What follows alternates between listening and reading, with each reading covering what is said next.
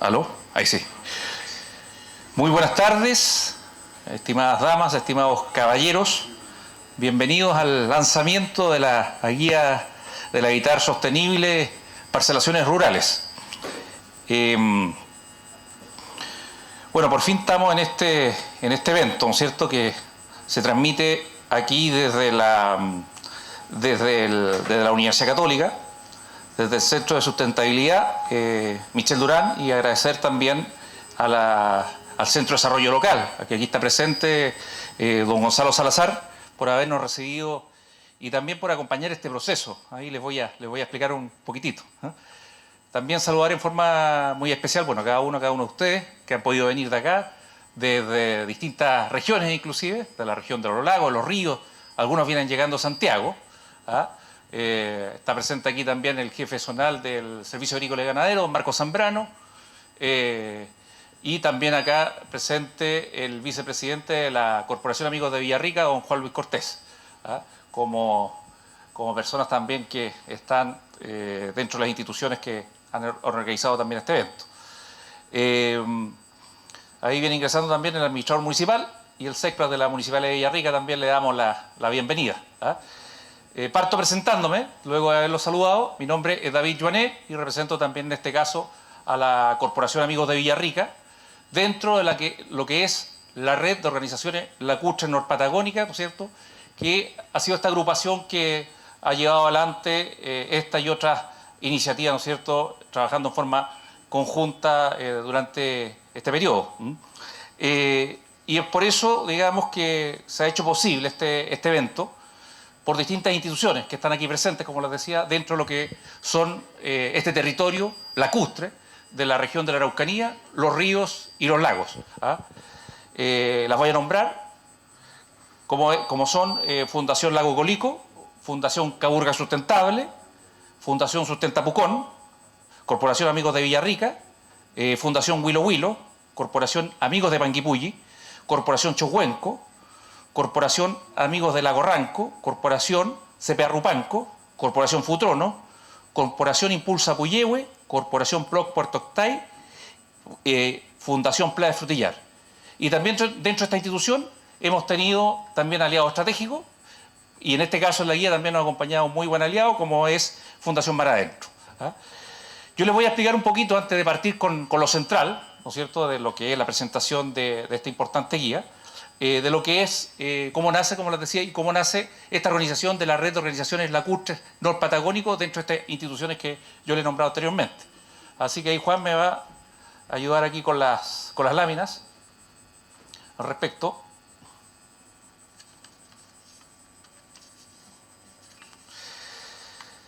Bueno, como ven ustedes, corporaciones y fundaciones que se han ido juntando en el tiempo, en estos últimos años, la siguiente, y efectivamente en este tiempo de pandemia, que al principio, ¿no es cierto?, uno no sabía cuánto iba a durar, qué iba a ocurrir, cómo se podían hacer desde la casa las cosas, empezó a aparecer, ¿no es cierto?, mucho el tema de estas reuniones online y a poder conectarse de un rato para otro, no tener que viajar, sino conectarse de distintos lugares. Y así fue, ¿no es cierto?, que nos empezamos a contactar entre distintas organizaciones de este territorio y empezamos a conversar. Como lo ven ustedes, ¿no es cierto?, en la lámina siguiente, el tipo de reuniones, ¿no es cierto?, que habitualmente teníamos en forma online. Y de esa forma, conversando, ¿no es cierto?, fuimos haciendo talleres, viendo los distintos temas que teníamos en forma común, de trabajo, de las distintas organizaciones, distintos. Algunos temas también eran muy distintos, pero teníamos temas comunes. Temas comunes que tenían estos territorios, vinculados a temas lacustres, que tenían directorios privados, algunos públicos, algunos vinculados a las municipalidades, pero que tenían estos objetivos juntos que tenían que ver con temas ambientales, con temas de resguardo de los lugares, con temas de agua, con temas de desarrollo urbano, con temas de desarrollo territorial.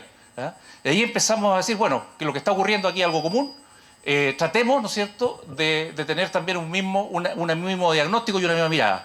Y es por eso también que en la lámina siguiente aparecen algunos conversatorios que pudimos ir haciéndolos online, eligiendo los expositores de distintos lugares, y esos conversatorios fueron en materia que tienen que ver con el desarrollo de cuencas, particularmente mirado desde el punto de vista hidrológico del agua, temas que tienen que ver con innovación y emprendimiento y temas de desarrollo urbano y territorial. Esto lo partimos haciendo como organizaciones, todavía ahí no nos llamamos rol, pero sí como organizaciones lacustres, de la mano con el Centro de Desarrollo Local, con don Gonzalo Salazar también, que está aquí presente. Que lo fuimos desarrollando estos primeros conversatorios. Y ahí efectivamente se iban poniendo temas en forma común y después también comentábamos entre nosotros mismos en reuniones periódicas que teníamos, generalmente una reunión al mes, los días lunes a las 5 de la tarde, eso como un horario especial nuestro, y nos conectábamos y ahí empezamos a conversar y ya teníamos como un desarrollo común, una mirada común de todo este territorio, después de tener todos estos insumos. Y es por eso también que en estas mismas conversaciones y con la idea también de poder colaborar y aportar, ¿no es cierto?, en distintas temáticas, es que nace esta idea de poder ir desarrollando manuales que tengan que ver con las buenas prácticas. Y finalmente se desarrolla esto, que es esta guía de la bienestar sostenible. Y para eso nace lo que también es este grupo, ¿no es cierto?, de personas que se van buscando, se va viendo, dirigido por Gisela, en este caso por la Fundación Sustenta Pucón, y se arma un equipo multidisciplinario, ¿no es cierto? Así que, de esa forma, es lo que es como nosotros, digamos, se fue gestando esto, y finalmente, a través de este trabajo, la siguiente, queremos, ¿no es cierto?, trabajar en los distintos temas que tenemos, mirado desde el punto de vista de estas cuencas lacustres, hoy día estos cuerpos principales de agua, ¿no es cierto?, que tienen que ver con nuestros momentos de convergencia, con la construcción conjunta y con la incidencia finalmente que podamos tener, por ejemplo, a través de estos documentos. Ya en el transcurso de este tiempo hemos ido viendo lo que es buscar lo que son nuestros norte, nuestra misión, la siguiente, que tiene que ver, ¿no es cierto?, con poder lograr construir y sostener una asociación de organizaciones que articule, impulse esfuerzos en torno a una agenda de trabajo ordenada a incidir en políticas públicas, así como acciones que promuevan el desarrollo sostenible y regenerativo de nuestros territorios y comunidades. A eso, ¿no es cierto?, tema nosotros estamos llegando en forma de conclusión, en forma conjunta, como norte de trabajo. La siguiente. ¿Y cómo lograrlo? Como aparece ahí, ¿no es cierto?, con esa visión de promover el desarrollo sostenible, regenerativo de todas las cuencas lacustres chilenas y sus territorios, priorizando bienestar sociocomunitario, ambiental y poniéndolo en el centro de la estrategia de desarrollo nacional. La siguiente. Y esto es lo que yo les hablaba al principio. Son estas instituciones, estas organizaciones, están presentes en 3 regiones, estamos presentes en 10 cuencas lacustres y somos 14 organizaciones de la sociedad civil. Se incorporó recientemente la número 14, que es la Corporación Riñihue, dentro de lo que son estas 14 instituciones. Y como les decía, y por último, como les decía yo también, tenemos el tema de los aliados estratégicos, con los que hemos ido trabajando en el camino, conversando, apoyándonos. Seguramente en el futuro pueden haber también otros aliados estratégicos, como el caso del Centro de Desarrollo Local UC, de otra organización también que está presente en el territorio, Chile Lagos Limpios, del Banco Interamericano de Desarrollo, que también nos colaboró en los primeros conversatorios que tuvimos, y Fundación Mar Adentro también, que se incorpora en el trabajo de esta guía.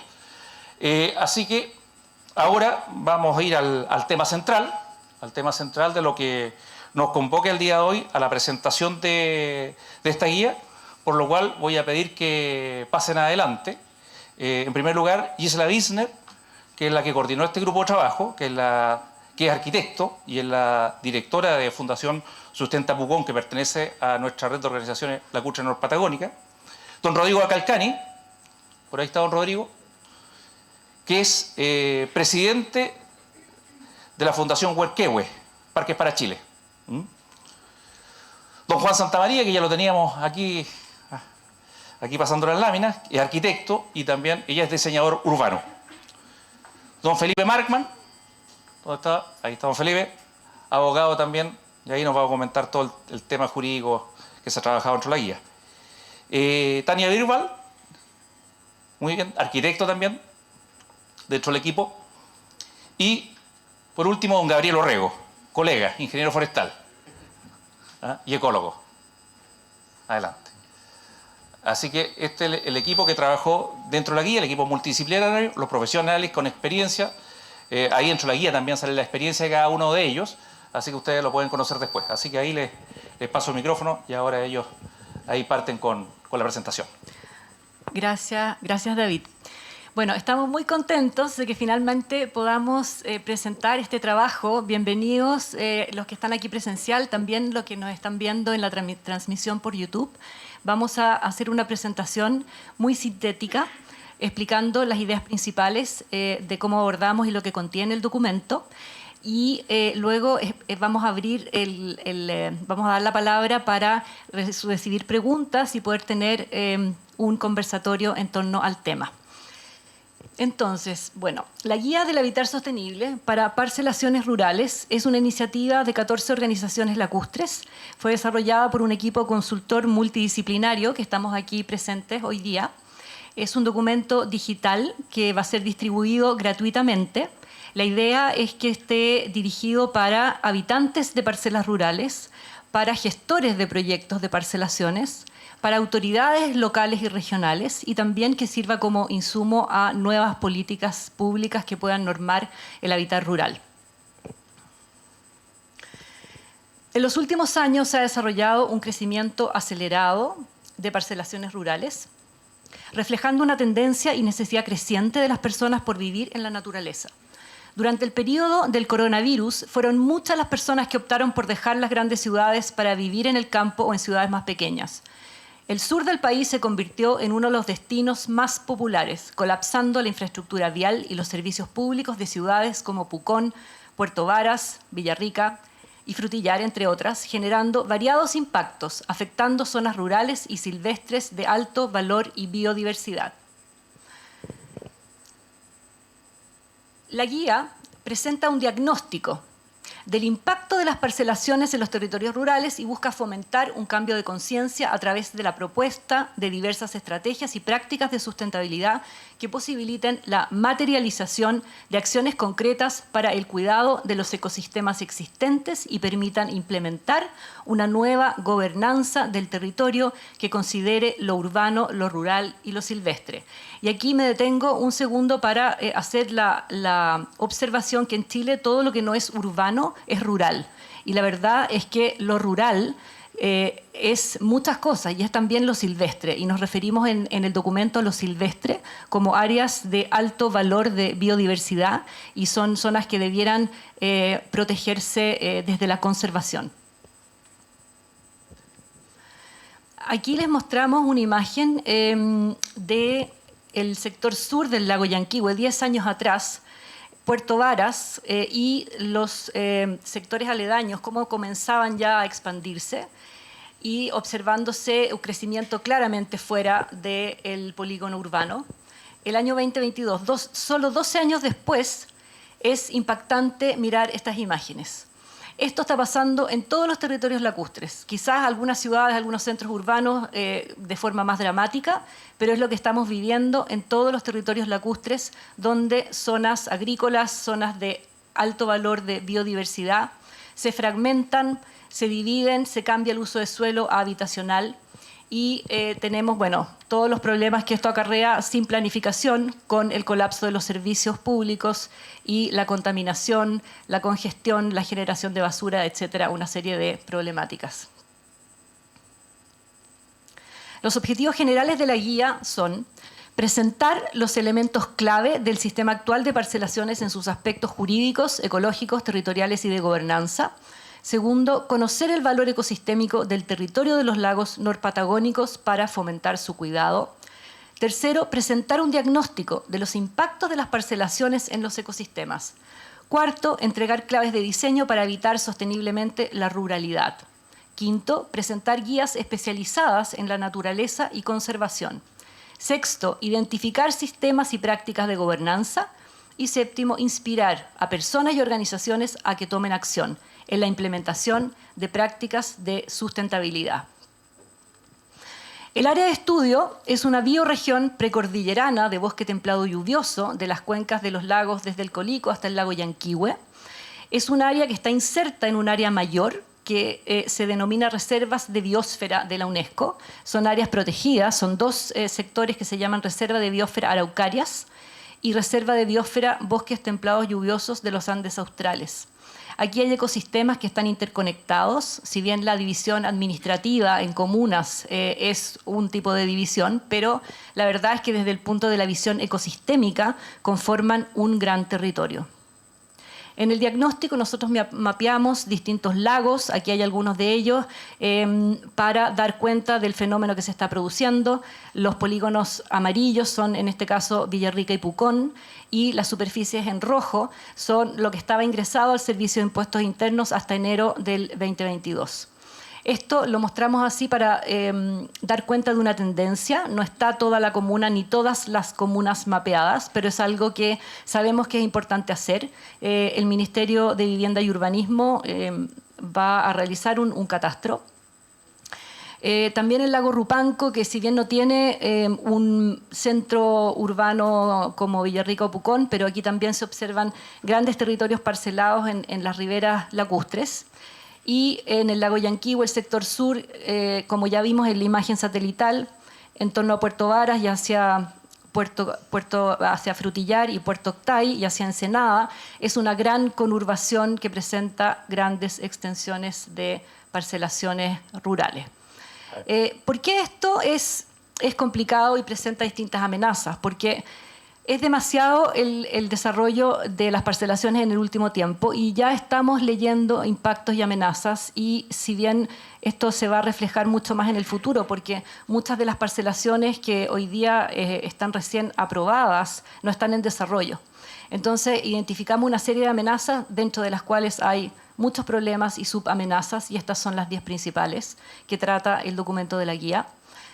Pérdida de bosque nativo, introducción de especies exóticas, amenaza de la fauna nativa por la llegada de mascotas de libre movimiento, extracción e impacto en los cuerpos de agua, extracción de suelo y flora nativa, incendios, erosión, contaminación del suelo y subsuelo por aguas servidas sin tratamiento, contaminación del aire por el uso de la leña húmeda, producción de residuos de construcciones que además terminan en lugares que no son autorizados.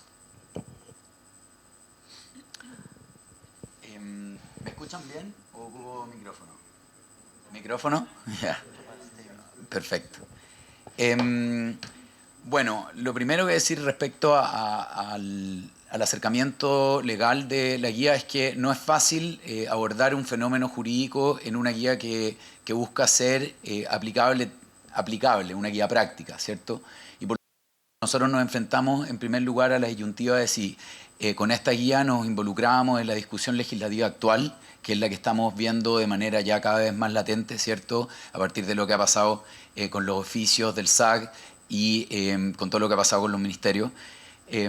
Y por lo tanto, nosotros tomamos la decisión de, claro, hoy hay una discusión bien profunda, filosófica, que habla sobre la modificación de una norma, pero para poder involucrarse en la discusión legislativa uno tiene que tener un conocimiento base sobre el fenómeno del hábitat rural. Y el fenómeno del hábitat rural tiene, al igual que todos los fenómenos de habitabilidad, múltiples dimensiones y es un fenómeno altamente complejo porque responde a la naturaleza humana.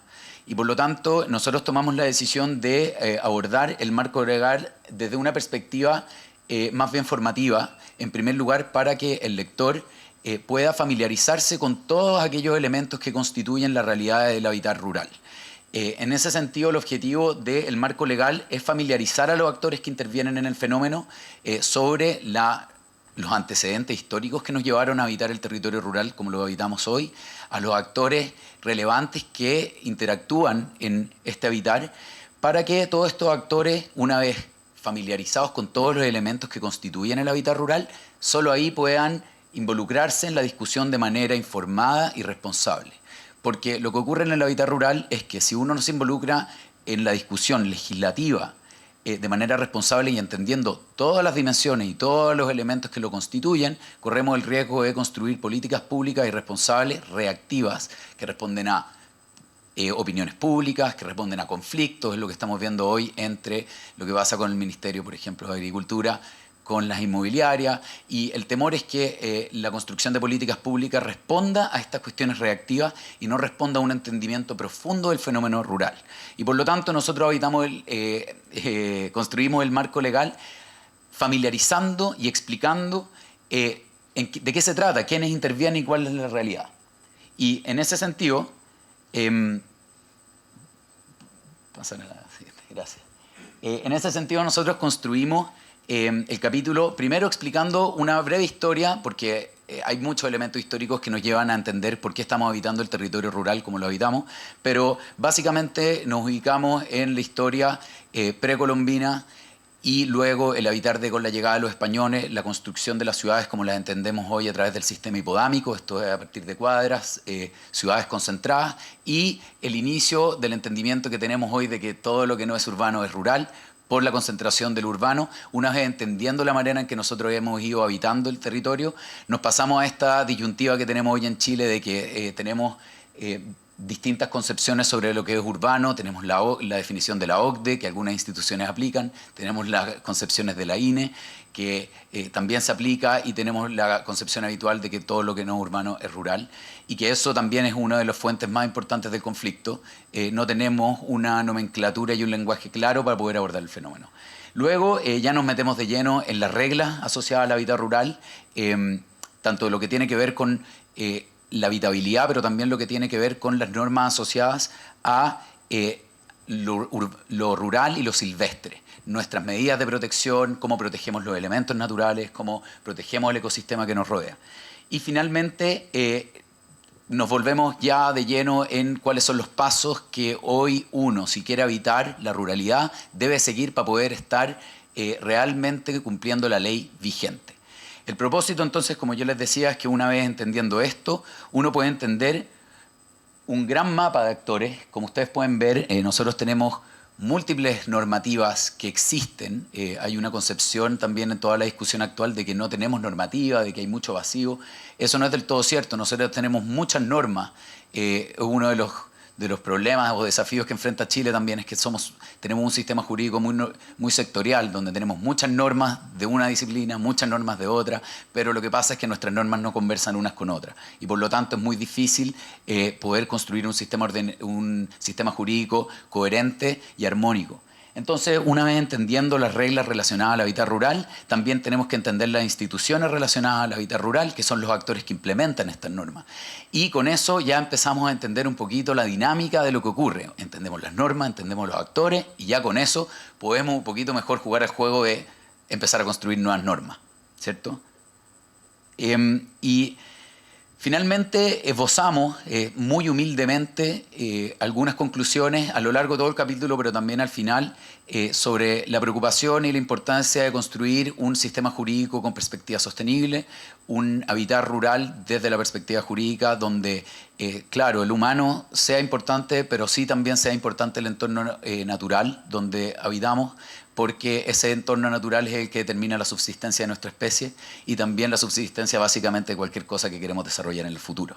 Y por lo tanto, el marco legal termina despertando esta semillita en el lector, ya sea legislador, ya sea desarrollador, ya sea una persona que está interesada en vivir en el territorio, para que, ya habiendo sabido todas estas cosas básicas para meterse en la discusión, pueda involucrarse en la discusión que ya hoy cada vez es más fuerte en Chile sobre una nueva legislación del hábitat rural.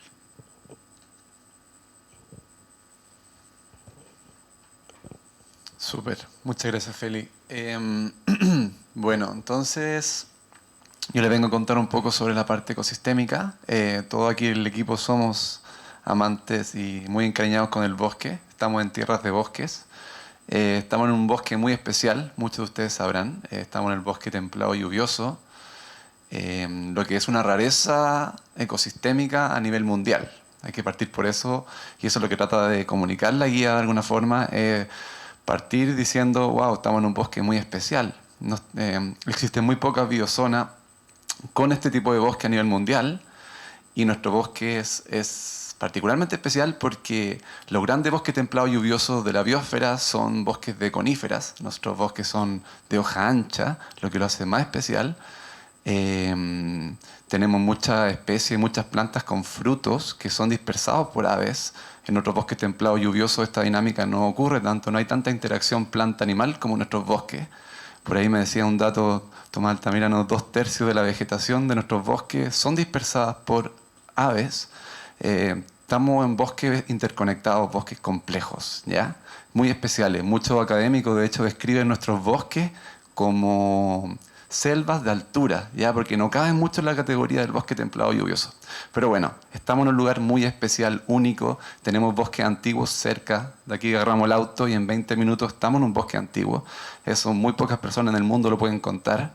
Es un lujo tener bosque antiguo. Todavía quedan bosques antiguos y hay que conservarlos.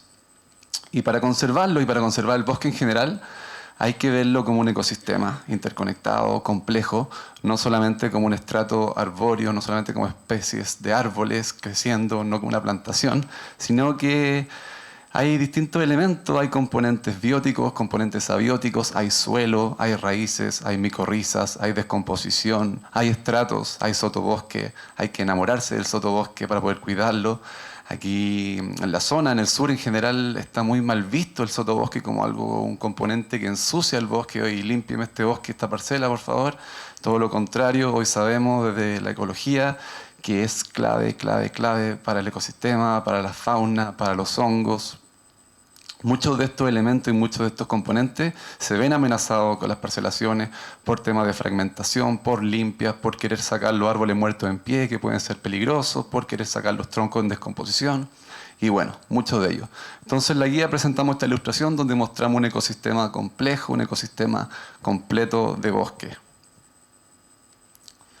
Luego, después de dar esta pincelada preciosa de lo que es un bosque, de cómo son nuestros bosques, entramos a temas quizás que son más tangibles o fáciles de conectar a cualquiera, que viene siendo los servicios ecosistémicos o los atributos ambientales, que son definidos, estos servicios de los cuales la humanidad se sostiene o sea, necesitamos de los servicios que nos entrega la naturaleza, como el agua que nos otorga, el agua que se crea, el agua que se almacena, el agua que se purifica en los bosques, el aire limpio, las temperaturas, buffer contra enfermedades. Tener bosques cerca es un buffer climático, todos los atributos que tienen con respecto a cómo son, bueno, hospederos de biodiversidad, ¿cierto?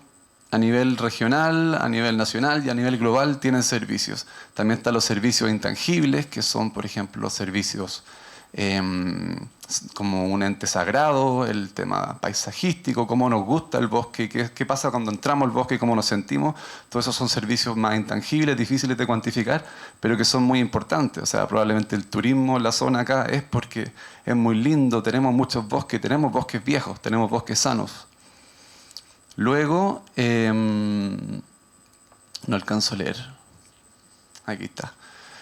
Empezamos a ofrecer como distintas prácticas de cómo cohabitar estos bosques, entregando muchos instrumentos, mucha información, muchos links, por ejemplo, de las especies que son potencialmente invasoras en esta zona. Entonces, ¿qué deberías plantar? ¿Qué no deberías plantar? Cómo cohabitar el bosque, entender el bosque como algo dinámico, que no está estático en un estado. Por ejemplo, que hay distintos estados de desarrollo del bosque. Puede que en tu parcela o en tu predio o en tu lote tenga un pedazo de bosque antiguo o un pedazo de bosque de quebrada que sea más especial quizás que un renoval de guayes que puedes quizás ahí construirte. Y bueno, son muchas las tomas de decisiones, pero esa es la información que entregamos. También hay muchos escenarios en donde no hay bosque, también cercano aquí hacia el Valle Central. Entonces entregamos información de cómo regenerar, cuáles son las metodologías hoy en día más novedosas, más efectivas de devolver bosque o más pasivas que podrían quizá aprovechar la fuerza que tiene el bosque para volver en estos territorios.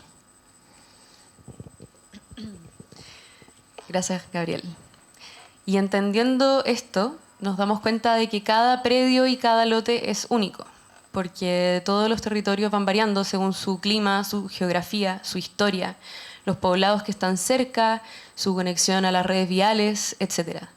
Entonces, entendiendo que cada predio es diferente, nosotros elegimos una metodología en que seleccionamos distintas tipologías que les vamos a presentar a continuación.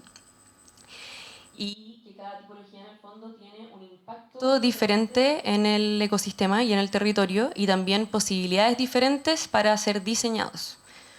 Siguiente. Dentro de las tipologías encontramos, por ejemplo, los lotes periurbanos, los predios periurbanos, que se caracterizan por estar cerca o pegados a un poblado, ya sea pequeño o un centro urbano.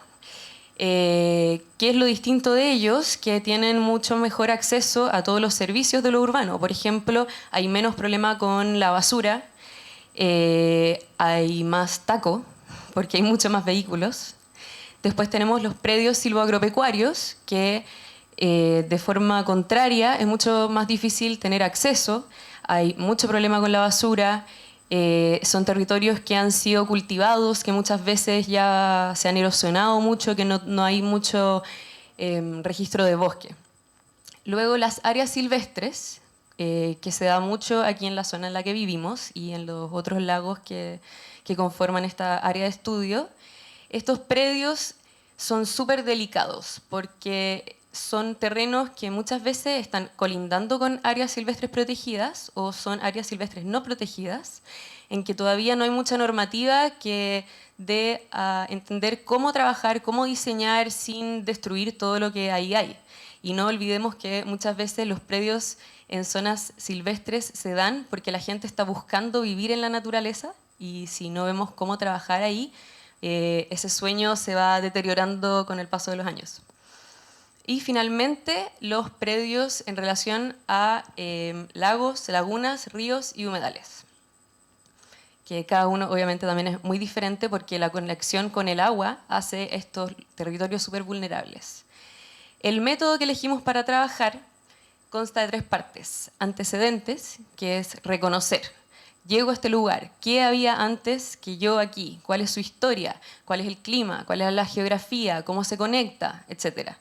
Luego, un dibujo ecosistémico, que es agarro este predio y voy a dibujar exactamente qué es lo que hay ahí. Por ejemplo, encontré bosque antiguo, encontré renoval, encontré que en la ladera sur ocurre esta cosa, encontré un claro. Este claro podría ser muy bueno para construir en vez de construir en donde todavía hay bosque.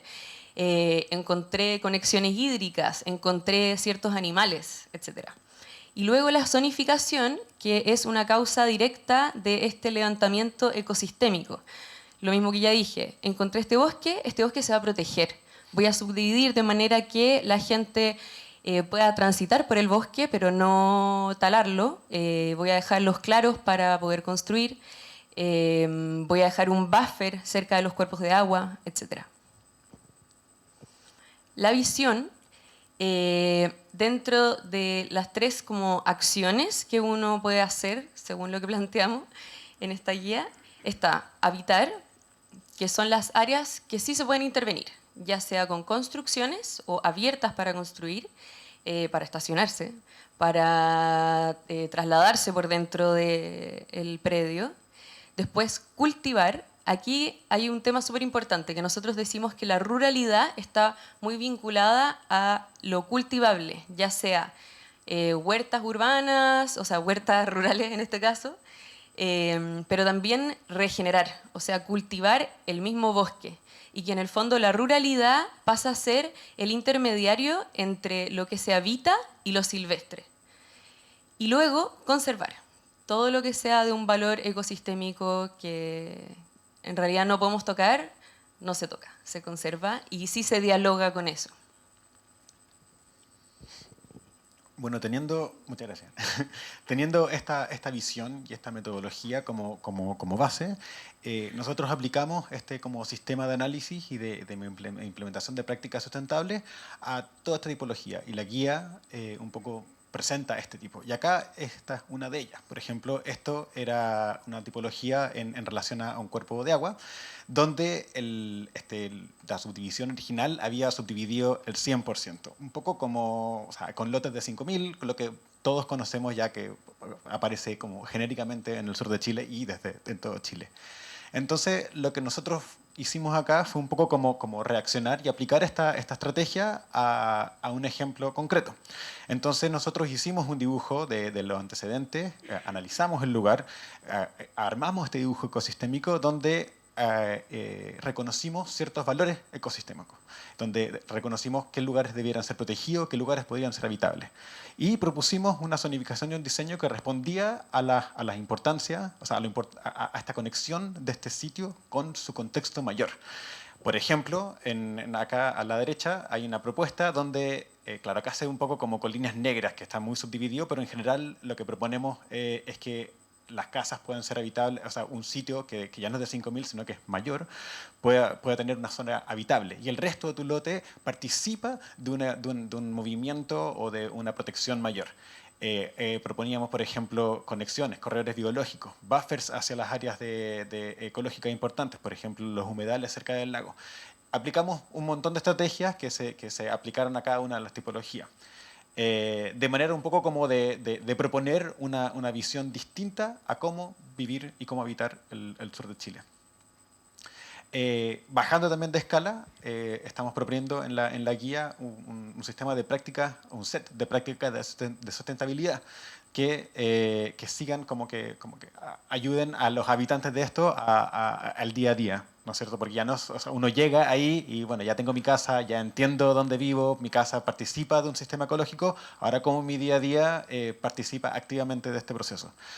Por lo que hablamos sobre prevención de incendios, sobre el manejo del agua, sistemas de energía renovables, qué hacer con los residuos de la construcción, los residuos domiciliarios también, estrategias de compostaje, huertas, tenencia responsable de mascotas, que es importantísimo.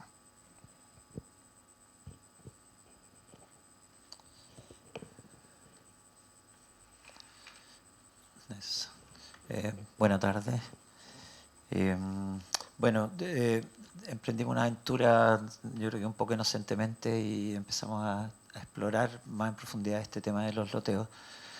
Y encontramos algo que podríamos llamar simbólico, o sea, como estamos viviendo un fuerte cambio de uso de suelos y es un proceso que a escala global está más bien libre, está ocurriendo como está ocurriendo.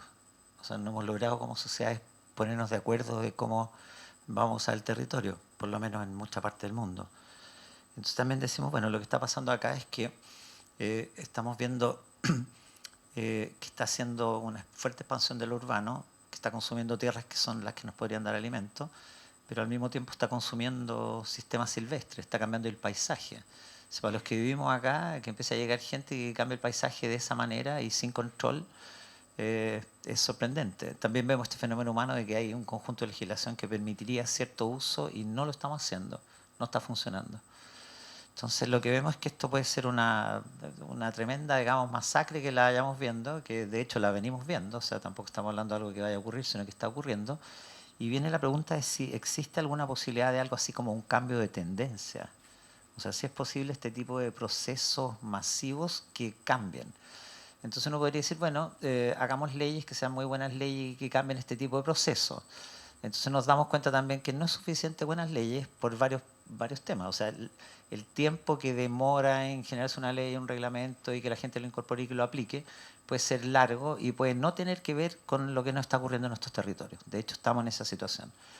Entonces nos parecía también que era interesante explorar cómo se puede, o sea, ¿podemos o no podemos hacer este cambio? ¿Será posible o no será posible? Entonces mi impresión es que estamos invitados a eso. Entonces hicimos una reflexión sobre dos conceptos que tienen que ver con gobernanza y con comunidad. Voy a partir por comunidad. Que en el fondo decir algo de la tendencia general como económica, política, social, filosófica, nos ha llevado a que lo individual es lo más valioso, el esfuerzo propio es lo más valioso. Y nosotros decimos eso es un componente importante de la realidad, pero el otro componente de la realidad tiene que ver con relaciones de colaboración, no de competencia. Entonces, si tú vienes de Santiago y vienes con tus costumbres de Santiago, es obvio que te dice limpia el lugar. Y limpiar el lugar va a tener que ver con talar todo y perder la diversidad que hay ahí.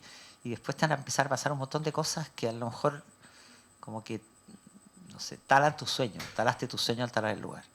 Entonces pensamos que el tema de comunidad se puede enfocar de varios lados, pero tiene que ver básicamente con establecer relaciones, algo así como de cuidado mutuo, de colaboración. Escuché una cosa que me llamó mucho la atención recién de un boliviano que él hablaba de ternura. O sea, tiene que estar presente el cuidado y la ternura. Entonces nosotros pensamos que es posible que podrían llegar a ser una buena noticia los loteos si dejas de pensar solamente en tu lote o incluso en tu lote. En tu lugar que estás viviendo podrías trabajar tú y contratar un jardinero o ser algo que tiene que ver con familia. En general la cultura rural es familiar. Entonces podríamos pensar que una familia que trabaja en torno al cuidado de su lugar estaría fortaleciendo algo que podría ser un valor importante para nosotros. Pero también cuando estamos pensando el tipo de fenómeno que ocurre acá es un loteo que lotea algo así como un campo. Había un campo y fue loteado. Y ese campo tiene una unidad, es una unidad. Y al lotearlo muchas veces lo perdemos. O sea, no creamos comunidades de ese grupo de parcelas. Y lo que nos empieza a pasar es que tenemos conflicto y un montón de cosas que se podrían resolver colaborativamente. Digamos, nos vamos para otro lado. O sea, vivimos como en Santiago en un lugar que podría ser una comunidad. Lo que nos damos cuenta años viviendo en esto es que necesitamos colaborar. Es como por tu agua, por tu camino, por tu luz, por los cercos, por los perros, por los gatos, por las huertas, por llevar a los niños al colegio, por todo. Entonces, pensamos que una nueva ruralidad podría tener que ver con las antiguas costumbres más rurales y más establecer vecindad. Entonces pensamos que nosotros como grupos que venimos llegando a lugares podríamos ser un factor de colaboración, de coordinación, de comunicación. Tiene que ver también con un encuentro de cultura. Nosotros llegamos de una cultura que tiene ciertas normas a otra. Entonces lo que estamos invitando con la guía es que te hagas parte, conozcas, participes y intercambies. Vas a ver que tu jardinero, tu comida, empieza a aparecer queso, carne, pero también jardinero, etcétera, etcétera. Proponemos eso. Pero también lo que ocurre es que cuando nosotros llegamos a un lugar, estamos en esta idea de reconocer habitar donde producimos alimento, que sería el destino de esta ruralidad, pero al mismo tiempo aparecía esto silvestre. Entonces nos parece que tanto el predio podría tener silvestre, pero también no solo tu lote, sino que esas 20 o 30, 50 hectáreas podría ser un parque. Y también pensamos que nosotros, y como miembros de comunidades que están estableciéndose en parcela, tendríamos la posibilidad de mirar más de arriba a la localidad y nosotros buscar un ordenamiento del territorio, ya no solo como unidad, sino que como territorio. Y no solo como localidad, pasamos el tema comuna. Entonces decimos, hay algo que podría ocurrir, que sea un encuentro desde sociedad a servicios públicos que permita un pensamiento sobre ordenamiento territorial, pero ese pensamiento está basado en comunidad, o sea, en comunidades que están colaborando y participando, pero en un elemento más que llamamos gobernanza. Lo que no ha ocurrido con el tema de gobierno-gobernanza es que el gobierno es alguien en quien delegamos la autoridad, tiene el expertise, maneja los recursos y va a resolver como al gobierno le parece. Y nosotros confiamos que el gobierno, el Estado, iba a resolver nuestros problemas. Lo que estamos viendo es que no es así. O sea, este tema de fragmentación de ecosistemas también lo vemos como fragmentación de los servicios públicos actuando. Entonces, este tema que está separado el servicio público de la comunidad, lo vemos cotidianamente. Entonces, en nuestra visión del posible cambio de tendencia de que ordena territorio y conecta lo silvestre con lo rural y silvestre entra a la ciudad, o sea, no tenemos compartimentos estancos en el territorio. Cada núcleo del territorio están presentes todos estos elementos. Esos elementos manejados comunitariamente y a través de una gobernanza. El concepto de gobernanza tiene que ver con que todos los que están interesados participan, públicos y privados. Y nos imaginamos también que el servicio público tiene que ser un giro. Tendría que ser un servicio público territorial comunitario. O sea, que no te va a ver a veces si te ofrece proyectos, sino que participa contigo en la reflexión y también en la capacidad como de involucrar a todos los actores del territorio para generar esta trascendencia o este cambio. Pensamos que eso es un acto político, pero desde la comunidad. O sea, en este sentido, la red de fundaciones y nosotros los interesados en esto, podríamos jugar un rol clave de activación de estas conversaciones. No va a ser fácil, la gente llega con su patrón, pero hay muchos de nosotros que vivimos en experiencias que sí podrían ser útiles y, digamos, contagiosas. Entonces pensamos que esa es la forma que nos viene, gobernanzas, comunidades, trabajo público comunitario y pienso que no hay un modelo, sino que tenemos que aprender a escuchar todas las partes y ir estudiando lo bien y lo mal de eso. Como la última, ¿no? Para salir, que cuando nosotros pensamos... dame la siguiente. Como reflexión final, ¿qué es lo que digamos? Mira, fácil o difícil no sabemos. Más bien creemos que nos toca hacerlo. Si nosotros no tenemos una participación directa, es difícil que ocurra. Entonces, el hecho de conectarte, comunicarte, incorporar público-privado y que eso ordene territorio y relaciones, creemos que es un camino que permite vida silvestre sana y al mismo tiempo comunidades viviendo bien, etc. Creemos que es el desafío que tenemos. Nos parece que este territorio junta distintos grupos sociales que podrían reunir las competencias para hacer transformaciones. No creo que sea tema esperar, es tema organizarnos y partir ofreciéndonos en esto.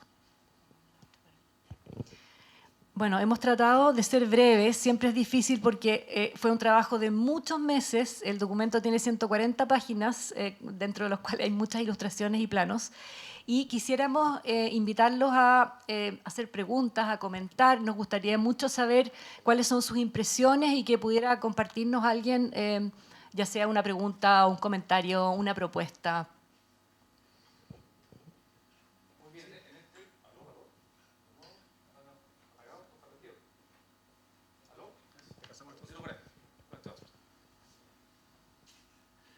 Ya, entonces vamos a alcanzar a hacer algunas preguntas para continuar con nuestra jornada. Posteriormente a la pregunta viene acá una intervención del representante del alcalde de la comuna, del administrador municipal, el señor Jara, y posteriormente un saludo también del ministro de Agricultura que nos mandó la de hoy.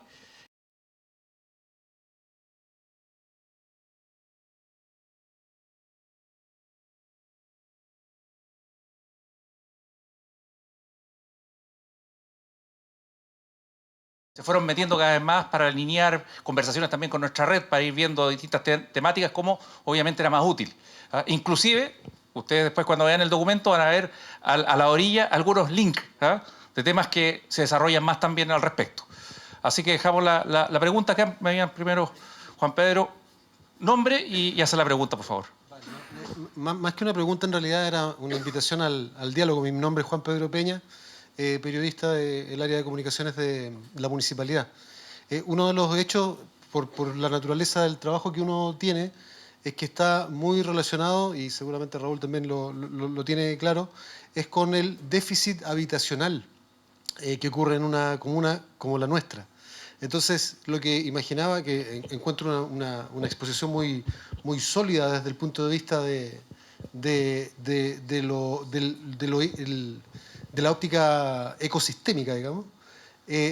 ¿Cómo dialoga esto con la necesidad básica de gente que requiere vivir, que está buscando, de hecho, un espacio donde vivir? Sin ir más lejos, hace muy poco, un par de días, y varias reuniones, por ejemplo, con la Autoridad de Vivienda Regional, ellos se han planteado tener espacios, no recuerdo las cifras exactas, pero espacios donde poder establecer viviendas.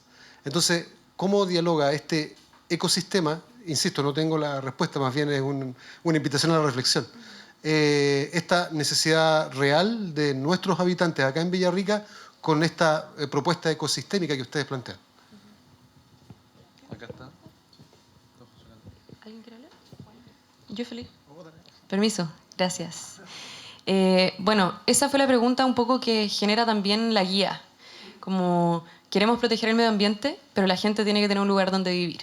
Entonces, sin entrar mucho en detalle, la idea no es decir no se puede vivir acá, sino cómo lo hacemos. Entonces, tiene que ver con este dibujo, ¿cachai? Y también las normativas internas de estas comunidades que se van formando. Tiene que ver con, ok, vamos a usar el agua, ¿cuánta? ¿Cómo? Vamos a generar basura, ¿cómo? Separemos nuestro compost, vamos a transitar por estas partes, vamos a tener dentro de esta misma comunidad una zona de protección que también retribuye con un montón de atributos a la misma gente que va a vivir ahí. Entonces, se puede. La idea también es que a partir de lo que se propone en la guía vayan saliendo maneras más y más específicas para que eso ocurra. Yo quisiera agregar brevemente que así como necesitamos instrumentos de planificación territorial para las zonas rurales, las ciudades están al debe porque tenemos sistemas antiquísimos, planos reguladores que demoran muchos años en realizarse y cuando terminan siendo actualizados ya están obsoletos. Entonces, de la mano de este desarrollo rural hay que pensar el desarrollo de las ciudades. Lo que nos ocurre también, no sé si los que han lanzado segunda faja para arriba, nosotros vivimos en un lugar que tiene lagos. Los que participaron aquí en la historia de la costanera fue una lucha social tener esa costanera. Si nos querían hacer una pasada, nos querían hacer una carretera, querían pasarla por ahí. Así que mira, nosotros, tú vives en un territorio y el territorio tiene silvestre, rural, urbano. La densidad en lo rural tiene que ser muy baja, muy, muy baja. No queremos perros, no queremos gatos, no queremos ruido, porque si tú pones música en la noche se te van los sapos, no sé qué, no funciona. Pero del otro lado, las ciudades que estamos haciendo son ciudades donde son como torturamos a la gente. Vayan a caminar para arriba. Yo creo que nadie de ustedes iría a vivir allá arriba, pero ni por broma. Estamos creando malas ciudades. Entonces digo, vivimos en lugares amplios. Podríamos tener ciertas zonas urbanas que tengan edificios de apartamentos con parques abajo y que se baja por un sendero parque hasta el lago. Que tenemos parques abiertos que están funcionando, ecosistemas donde la gente puede vivir bien. Entonces, nosotros estamos viviendo mal. Entonces, eso tenemos que hacernos cargo, y no solo de lo urbano, es ordenar territorio, y es poner gobernanza local, y es involucrarnos. No le podemos decir al Estado, resuélveme esto. Somos nosotros los gestores de la vida, nosotros. Yo creo que tenemos a la gente viviendo mal, y tenemos deudas con ellos. Todas esas poblaciones arriba, compremos 5 hectáreas entre todos y hagamos un parque para esa familia. Se están criando esos niños en esas jaulas. No corresponde. Perdón. Yo solamente sumar, a mí me parece muy interesante esa pregunta porque creo que hay fenómenos que también se explican en cifras que hablan por sí solas. La tendencia del habitar y de la migración ciudad-campo y viceversa, particularmente en Chile lo que dice relación al habitar rural está súper claro. El SAG ha recibido subdivisiones en 2019, más de 9.000 subdivisiones, y al 2021 19.000 subdivisiones. El cambio es, repito, el 2019 9.000, el 2021 más de 19.000. La tendencia responde a múltiples cosas. Una de las tantas, y probablemente la más importante, es habitacional. Esto no solo está pasando en la zona sur. Si uno va al norte y visita el desierto y va a Atacama, la cantidad de tomas que también están habitando una ruralidad diferente, pero es impresionante. Se están formando nuevos núcleos urbanos. Entonces, sumado a los equipos y a la decisión que nosotros tomamos como equipo fue negar la expansión humana. Nos queda muy grande. No es posible negar. El humano lleva moviéndose mucho tiempo por el territorio.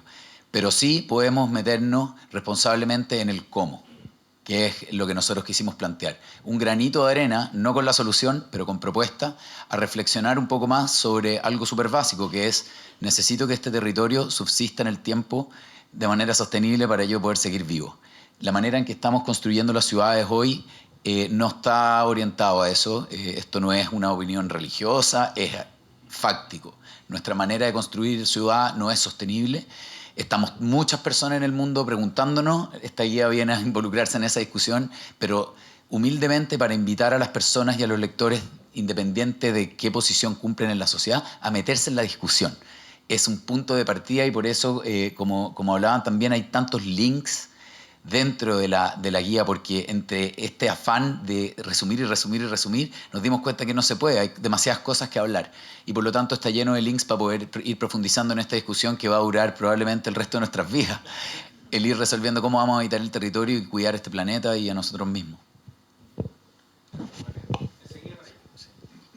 Hola, mi nombre es Eduardo Neira. Hoy vengo en representación de Willow Willow y creo que lo primero que me nació después de terminar de escucharlos, porque la verdad no había tenido la oportunidad de ver la guía, es pedir un aplauso porque es un gran trabajo el que han desarrollado. Así que, por favor,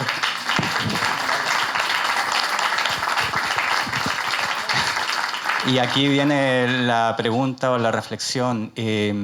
Muchos de estos nuevos habitantes en el sur de Chile, no necesariamente, o un porcentaje que no sé cuánto es, no va a vivir todo el año en este lugar, en este lote. Y probablemente lo que es planificación podría ser fácil de desarrollar. Mi pregunta es cómo va el lado, probablemente, ¿cómo abordar la gobernanza en esta situación donde tú vives una parte del año en un lugar y en otra parte en otro lugar? ¿Cómo sería esta...? No sé si lo discutieron, el approach respecto de esta situación. Pero muy brevemente, comparto. En la experiencia que hemos tenido de las dos, viviendo y no viviendo. Y en las no viviendo lo que creamos son algo así como un consejo, o una asamblea, o una comunidad. Y esa comunidad durante el periodo de vacaciones se junta. Entonces mi impresión es que es lo mismo, es decir, necesitamos tener una manera de invitar a la gente que vive en loteos de, por ejemplo, ya, algunos de ustedes son coach, algunos son esto y lo otro. Nosotros tenemos una escuela y ofrecer un servicio a la gente que vive en loteo y decirles, ¿sabes qué? ¿Dónde están tus jardineros, tus paisajistas, cómo hacen los corredores biológicos? O sea, hay una fuente de trabajo enorme si es que lo pensamos así y esta comunidad atiende. Pero también el tejido social nosotros lo olvidamos. ¿Sí? A nosotros dijeron compitan y esa es la sociedad que tienen. Pero lo que nos vamos dando cuenta es que nosotros necesitamos hacer un proceso de sanación entre nosotros, de hacernos amigos, de trabajar juntos, de jugar, de que nuestros niños convivan.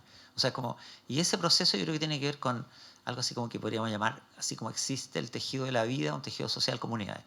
No se da solo. Yo creo que a los que tengan vocación en esto necesitamos activarnos. Si no es una cuestión... O sea, los cambios de civilización son porque alguien quiere un cambio. ¿Puedo complementar algo chiquitito? Creo que también pasa algo interesante en la medida en que empieza a llegar más gente a vivir con una perspectiva responsable en el habitar sostenible rural, porque en la medida en que llegan vecinos y incluso los vecinos antiguos, personas que llevan habitando el territorio hace mucho tiempo, se concientizan sobre estos fenómenos que nosotros estamos planteando, ellos mismos se convierten en guardianes del territorio. Es como cuando uno tiene y esto pasa, a mí me toca trabajar con yo trabajo en Desafío Levantemos Chile y me toca trabajar con muchas poblaciones en Santiago y en otros lugares, y nos ha pasado mucho encontrarnos con vecindades que los propios vecinos son guardianes de sus barrios. Ellos interpretan rápidamente cuando llega un vecino con hábitos diferentes y ellos los paran. No esperan que venga ni la policía, no esperan que venga nadie. Ellos son los guardianes. Entonces, de la misma manera que la gente reacciona ante la peligrosidad de la delincuencia, por ejemplo, que es un factor bastante unificador en las comunidades, de la misma manera debiese ser la alarma ambiental o la subsistencia del territorio, y vecinos responsables, conscientes, que cuidan su territorio y que de pronto ven a un vecino nuevo llegar, que tala, que mata especies nativas, que corre el transcurso de los ríos, que agota los recursos naturales, es esperable que una sociedad más consciente empiece a reaccionar, y por lo tanto a los habitantes que son más esporádicos o estacionales debieran pararle los carros los habitantes permanentes que están más conscientes. Eso es lo que debiese ser esperable en una sociedad consciente. ¿Últimas preguntas? Ya. Bueno, me quitaste las palabras de la boca. Yo quería felicitarlo porque llama mucho la atención el equipo. Hay 14 organizaciones que se pusieron de acuerdo para sacar esto adelante y es un ejemplo eso para Chile. Así que, de verdad, gracias. Y mi tema, yo no soy experta en estos temas. Esta es como la primera aproximación que tengo a esto. Lo encuentro súper interesante. Pero estamos vinculados a un proyecto en Aysén. Y en Aysén a la gente le preocupan estas mismas cosas. Y mucho. Porque también han llegado las parcelaciones así como a destajo. Entonces, ustedes hablaban mucho, Gabriel hablaba de la diversidad, de la biodiversidad de esta zona. Mi pregunta es, todo lo que ustedes trabajaron acá, ¿es posible que otras fundaciones se sumen a este mismo trabajo y que en el fondo poder hacer como una fuerza común más amplia que solo Araucanía, los lagos y los ríos? Sí, de todas maneras, este es un punto de partida. Nosotros planteamos esta guía como una guía introductoria y este grupo de 14 organizaciones, ojalá se sumaran más organizaciones, pero teníamos que partir un grupo para ponernos de acuerdo. Este es el primer proyecto de la red de organizaciones lacustres norpatagónicas y nos interesa mucho interactuar con otras regiones, con otras zonas. Ya estamos en contacto con Aysén. Días atrás hubo en Santiago un conversatorio en el Centro de Estudios Públicos donde estaba un alcalde de Aysén, de Río Ibáñez. Estamos en contacto con organizaciones de Aysén y así esperamos también que este trabajo sirva, inspire, lo podamos compartir con otras organizaciones, con otras personas, porque si bien el territorio para el cual está realizado este trabajo es este territorio en el que estamos, pero muchas cosas aplican a toda la ruralidad en Chile. Entonces, de verdad que hay cosas que sí son comunes a otros territorios que pueden ser zona central, zona norte incluso. Así que de todas maneras, sí, la idea es compartirlo y colaborar. Gracias. Bueno, las gracias también. Tengo ganas de ver las 140 páginas y los links, así que gracias. Quería preguntarles si en estas reflexiones y diálogos que se dieron entre ustedes para elaborar la guía, pensaron o emergió en algún momento cómo las tradiciones y costumbres ancestrales se incorporan, cómo en una parcelación yo respeto el árbol sagrado o un cementerio, y cómo eso está integrado en la guía. Sí, sí, ¿no? Creo que lo discutimos, pero no creo que le dimos la profundidad suficiente.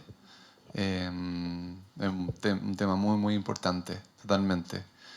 Que es difícil de abordarlo también. Yo creo que en esta guía que venía como con un objetivo bien práctico y como queríamos sacarla rápido, pero sí o sí da para darle vueltas. Por ahí mencionamos un poquito esto de los servicios ecosistémicos intangibles, el valor sagrado, la medicina que existe en el bosque, los usos tradicionales del bosque. Y ahí se podría generar otros documentos gigantes sobre eso, justamente, porque sí, esa conexión es aborigen, es antes o más cerca del origen, de una palabra aborigen que me gusta. Sí. Sí. Igual de alguna manera en esta estrategia de cómo habitar o cómo llegar al lugar está eso. O sea, creo que no podíamos ser tan categóricos de decir, oye, esto tiene que ser así, ya sea, pero con esta estrategia de primero llegar, analizar, conversar, entender el lugar, y ahí está la oportunidad de conectarse con lo ancestral, con las raíces antiguas, con los saberes, o sea, que ya existían en el lugar, en vez de llegar y así como esto se hace una tabula rasa. Entonces creo que en esta estrategia que proponemos está que es importantísimo llegar lento, observar, conversar. Y creo que eso se puede seguir expandiendo, por supuesto, pero es parte importante. Muy bien. ¿Sí? ¿Sí? Gisela, ¿cómo? No, quería preguntar si alguien más quiere preguntar o comentar. Amerindia.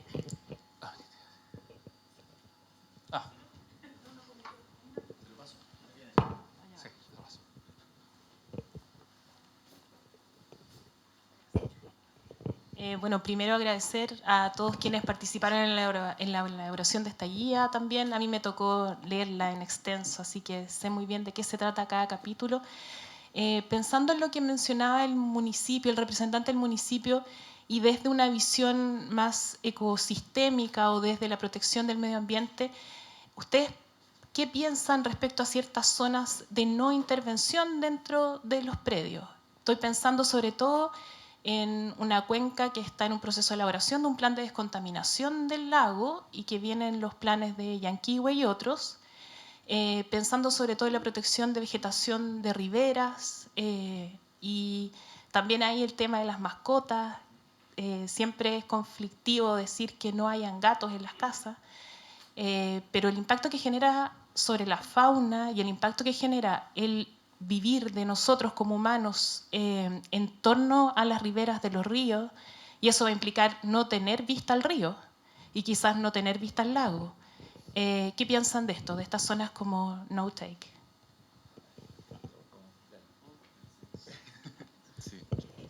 Creo que todos podemos aquí responder. Quizás sería una muy buena pregunta para finalizar, quizás para darle vuelta redondita.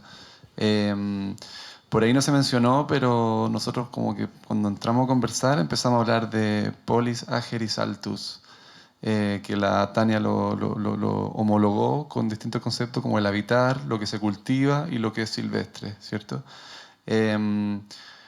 Mantener siempre esas tres en proporción, y sí o sí tiene que estar el silvestre estrictamente intocado. Tienen que tener los parques nacionales capacidad de carga, senderos solamente que puedan entrar la gente, lugares que no se puedan entrar. Debiesen ser las riberas mucho más protegidas, unas regulaciones mucho más estrictas. Pero como tú dices, es complejo, todos quieren tener la vista del río o despejar el corredor biológico, que es justamente la vegetación ribereña, para tener playa. Pero en mi opinión, y me atrevo a decir el equipo, existe este componente en gran proporción, porque estamos en un territorio donde la vocación del territorio conlleva alto silvestre, alto saltus. ¿Sí? De hecho, dentro de lo que proponíamos era también como, y por qué lo dividimos en distintas tipologías, es como para aplicar también estos distintos conceptos de Ager, Saltus y Polis, de lo que se habita, lo que se protege, lo que se recupera, también como reconociendo las particularidades de cada territorio.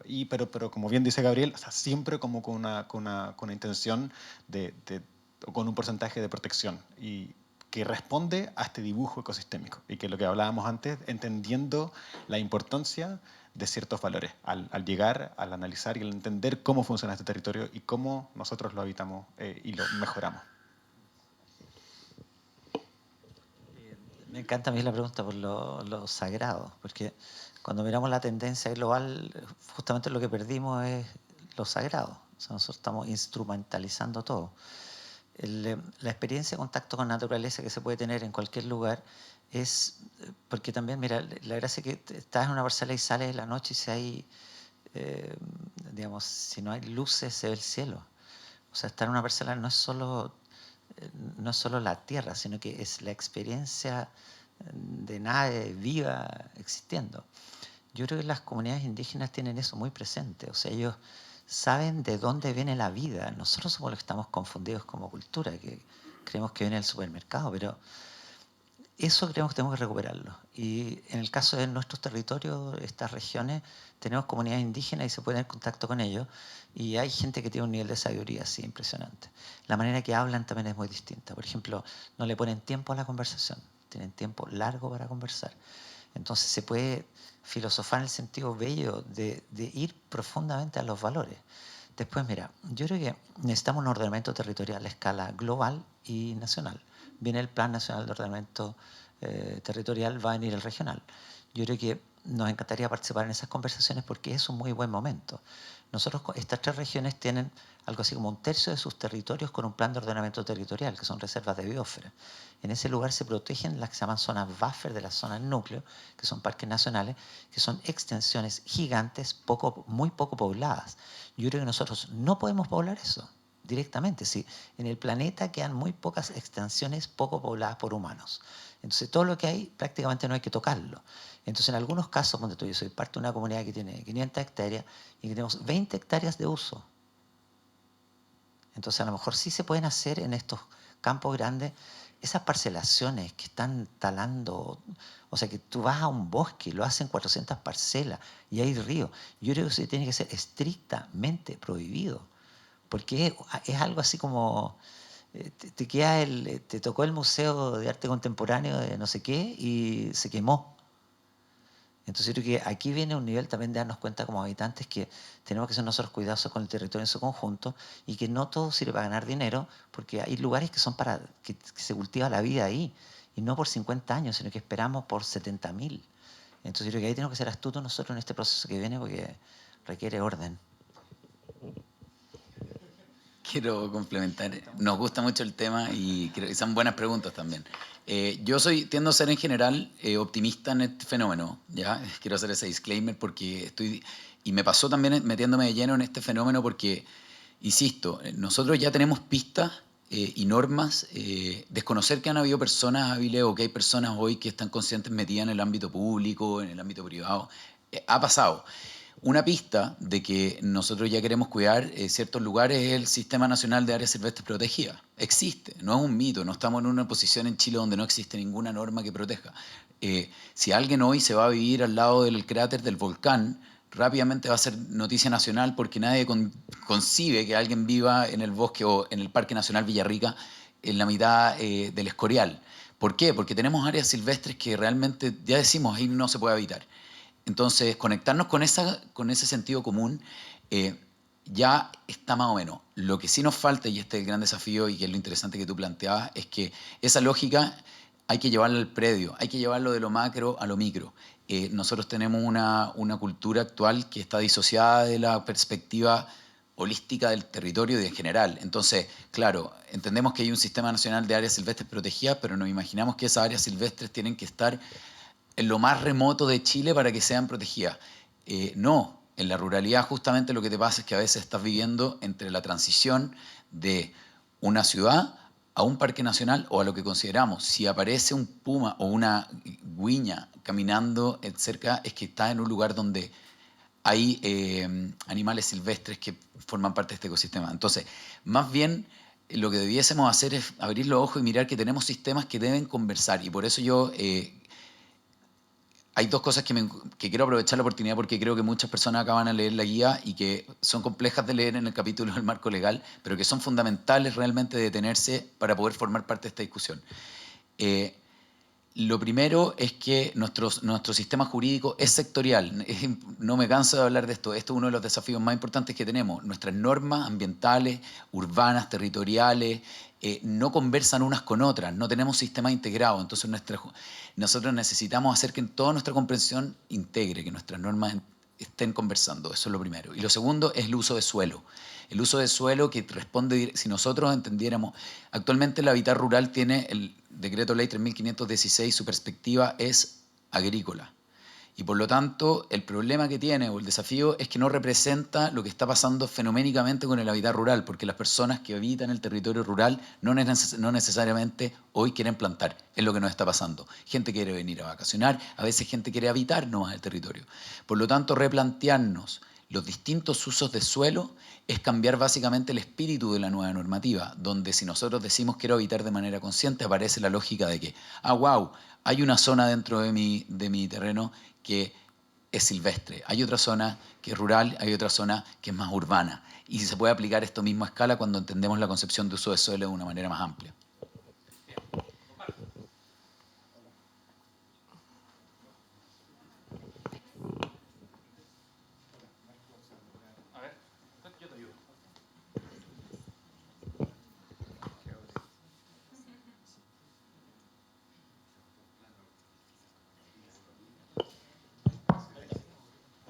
Hola, Marco Zambrano, Servicio Agrícola y Ganadero. Comentario, agradecer, ¿no es cierto?, la presentación, me parece extraordinaria, pero dejaron alguna luz de esperanza, porque tú planteabas de que, o ustedes plantean en general, de que la importancia de que participe el Estado, digamos, en todas estas conversaciones. Yo creo que ha participado el hecho de que estoy aquí. Hemos tenido más con David, más de una reunión con la alcaldía, porque ha estado preocupado. Esta acción reactiva del Estado o del Ministerio es producto porque estamos conversando con la gente y la gente nos plantea los problemas. Y ustedes esta reacción la tomaron y la plasmaron aquí en un documento extraordinario. Muy centrado, a mi punto de vista, en lo ecológico, que es fundamental. Yo vivo todos los días con problemas ambientales, donde me llama un señor el otro día, así como anécdota, de que el puma pasó por fuera de su casa y me mandó una foto, un video, y yo preocupado voy a su predio, sin 4x4 es imposible llegar. Caburga, Payaco, en el cerro. Entonces me dice, ¿me va a sacar el puma? Yo entonces lo miro y le digo, primero que nada, bájese la camioneta, párese aquí, mire alrededor de usted, ¿dónde está metido? Le dije, sale usted, yo al puma no lo voy a sacar, porque si lo saco lo mato. Entonces, y si lo saco, en 2 días va a tener otro puma aquí, le dije. Entonces, esa conciencia de la persona que es fundamental. Yo le decía, usted cuando compró, sabía la interacción que iba a tener con la fauna silvestre, porque no estoy aquí en una pampa, estoy en el cerro. Entonces, esa conciencia es fundamental para la gente que está comprando una parcela o va a ir a un loteo. ¿Cuál es su relación con él? Otro punto que un poquito lo tocaron, cuál era la relación de este sistema con el tema cultural mapuche, esencialmente. Nosotros ya hemos tenido algunas conversaciones con algunas comunidades mapuches, fuimos a una oficina, conversamos con el Ceremi también, porque están preocupados, se está subdividiendo terreno sagrado. Entonces, ese tema también es súper importante abordarlo y tenerlo en cuenta. Y otro que ahí venía mi pregunta, esta visión obviamente principalmente está dada a lo silvestre, pero ¿qué pasa con esta comunidad que se está formando con lo rural? No porque yo no vaya a cultivar la tierra, sino cuál es mi respeto que tengo por el campo que está al lado y que está haciendo una acción rural. Les cuento porque pasó en una zona aquí de Caburga que había un agricultor. 2 años me llama y me dice, señor Zambrano, quiero instalar un criadero de pollo. Me mandó la foto, yo no tenía por qué decirle, pero profesionalmente le dije, sí, efectivamente, usted tiene un terreno de tantas hectáreas, puede ponerlo. No se preocupe. Lo instala, mandamos a los funcionarios que vayan a ver el tema bienestar animal, impeque. A los 2 años me llama y me dice, señor Zambrano, le agradezco toda la ayuda que te dio, pero los vecinos de las parcelas al lado me hicieron la vida imposible y me voy con mi animal. Entonces, ¿cuál es la relación de ellos con la agricultura? ¿Qué pasa si en la parcela viene un agricultor y te pone un criadero chancho al lado? ¿Qué le vas a hacer la vida imposible para que ese agricultor que vive de la agricultura se vaya? Yo vivo en un predio, en esos años, no sé si conocen los silos donde se guarda el pasto, mi vecino le molestaba el olor al silo. Pero él está en una parcela, yo estoy en un predio agrícola y estamos produciendo. Entonces, esa interacción yo creo que hay que tenerla también en cuenta, porque no es solo lo ecológico, que para mí es fundamental, pero también cuál es el respeto que tengo yo con la vida rural. Eso más o menos lo quería comentarles.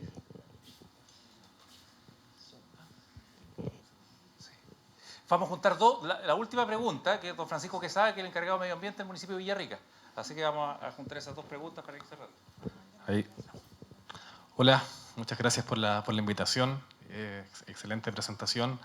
Es un tema que la problemática del poblamiento de las zonas rurales lo vemos en la municipalidad. Yo estoy a cargo también de Aseo y Ornato, el tema de los residuos, las exigencias, se instalan nuevas parcelaciones, casas que necesitan camión, recolector y se generan focos de microbasurales, contaminación del agua, todas las problemáticas, mascotas, pérdida de biodiversidad, etc. Y en realidad acá, primero una reflexión. Yo creo que aquí estamos como viviendo en una era, una etapa en que estamos encontrándonos con un límite que va a poner la naturaleza, como un límite físico que nos vamos a encontrar, que incluso yo creo que va en un momento nos va a obligar a renunciar a la libertad que tanto nos gusta, que a todos nos encanta. ¿Ya? Y va a llegar un momento porque no podemos transgredir cierto límite porque de ahí se genera la vida, como decía uno de los panelistas. Entonces, pienso aquí, con respecto a ese tema de la libertad, creo que hay que fortalecer desde el Estado, desde donde yo trabajo en la municipalidad, el tema del ordenamiento territorial. Efectivamente, hay un ordenamiento a medias, lo que es urbano, que con todos los retrasos en Villarrica, por ejemplo, hay un plan regulador, el nuevo plan regulador que es del año 2008 y todavía no puede ser aprobado, ¿ya? Y en la zona rural definitivamente no hay casi reglamentación, normas que sean vinculantes. Podemos mencionar ciertas políticas, planes, pero no son vinculantes a la hora de poder analizar algún proyecto específico. Entonces, Por ahí va el tema de la reflexión, quizás a través de este trabajo, que también me gustaría conocerlo en extenso, se podría generar, yo me imaginaba, y quizás en el contexto de los planes regionales de ordenamiento territorial, un tipo como de master plan de cómo debiera ser la zona rural, en donde se podría vincular con lo que son las zonas NASPE, las reservas de las biosferas, otras. Bueno, van a haber zonas que son sagradas, por ejemplo, zonas núcleo, zonas buffer. Podrían haber ciertas zonas habitables en lo rural, pero ¿cómo se van a habitar? ¿Por qué? Porque tenemos entendido que en esta zona habitable, aquí hay ecosistemas que se están fragmentando y debiéramos conectarlos, ¿cierto? Quizás tratar de crear corredores biológicos. Y a través de eso se podrían establecer ciertas normas. Mire, usted que tiene un proyecto de parcelación acá, muy bien, pero usted va a tener que dejar cierta zona para conectar este corredor biológico que tiene que conectar esta zona que viene, qué sé yo, del Parque Conguillío y que va hacia el Villarrica. Y de esta forma no fragmentamos el tema ecológico. Entonces, eso va a tener que avanzar a normas específicas. Y respecto a un tema que quizás se podría abordar dentro del tema jurídico, más prontamente, sería incluir las divisiones de parcelas en el sistema de evaluación de impacto ambiental. Que está un poco en el aire ese tema. Más bien en la normativa y en el reglamento se habla de las urbanizaciones. Entonces, cuando hay un proyecto que no contempla urbanizaciones entendidas como casas, construcciones de casas, es difícil poder tomar eso, vincularlo. Entonces, esa podría ser una forma de quizás avanzar más fácil, más cerca hacia algo que se pudiese incorporar. Y lo otro, que lo hemos planteado desde el municipio, es que debieran los alcaldes participar en las comisiones de evaluación del sistema de evaluación de impacto ambiental, lo cual no ocurre. Los proyectos se presentan, las municipalidades participamos ¿sí? en un ámbito técnico, pero bien nos piden que nos pronunciemos solamente respecto a políticas, planes específicos que nunca son vinculantes. ¿ya? En las otras materias técnicas de biodiversidad se les pide, qué sé yo, a la CONAF, a la DGA, ¿ya? Pero finalmente los proyectos se votan en una instancia política, en una mesa, y los alcaldes no participan en ella. ¿ya? Y hablamos que los alcaldes son los dueños de casa, pero sin embargo, paradójicamente, no están a la hora de la toma de decisión final. Así que esos dos puntos, digamos, se podrían considerar. Gracias. Gracias, Francisco. Se ve que este tema, cada uno quiere aportar, quiere preguntar. Bueno, vamos a tener más tiempo también posteriormente para conversar. Bueno, van a quedar los correos electrónicos, cada uno de estas instituciones tiene su página web. Pero Gisela hacía mención de que hace 2 semanas atrás hubo este mismo encuentro en Santiago, en el CED. Pero aquí yo diría que está más caliente. Aquí en el sur se siente más este tema. Hay más ganas de preguntar y de conversar. Y vamos a hacer la última pregunta, porque esto también se transmite en YouTube, online, de una consulta que están haciendo también a través de YouTube. Juan Pablo Perentini, siendo claramente este el camino correcto para la planificación del territorio. Ahí viene la pregunta ahora. ¿Cómo se enfrenta esto con las tomas de terrenos rurales? Así que le dejamos esas 3 preguntas, está también bien puntual, bien especial, pero le dejamos esas 3 preguntas a ustedes para ir cerrando este ciclo. Bien interesante la pregunta. Voy a contarlo con comentarlo con una experiencia que me tocó en un lugar muy diferente acá, en el desierto de Atacama, porque el fenómeno de las tomas creo que se ve más latente en el norte.